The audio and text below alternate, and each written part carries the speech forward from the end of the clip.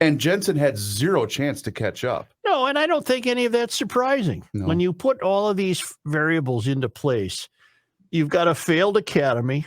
You've got younger and younger people who have no vested interest in basically the economy. They're not paying renters don't pay property taxes. You can't build these rental cubes fast enough. But what freaking idiot that's lived through the last 2 years in this state went to a polling place and said, you know what? Hot damn.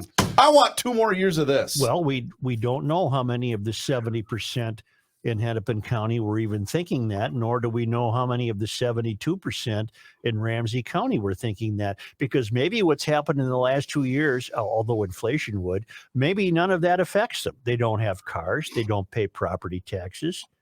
Their kids weren't locked out of schools. They're unaware of the food fraud. Oh my God, you're right. Yep. And if they are, it doesn't seem to have made an impact on them, because the same people who were in place during the food fraud $250 million scandal are remaining in place.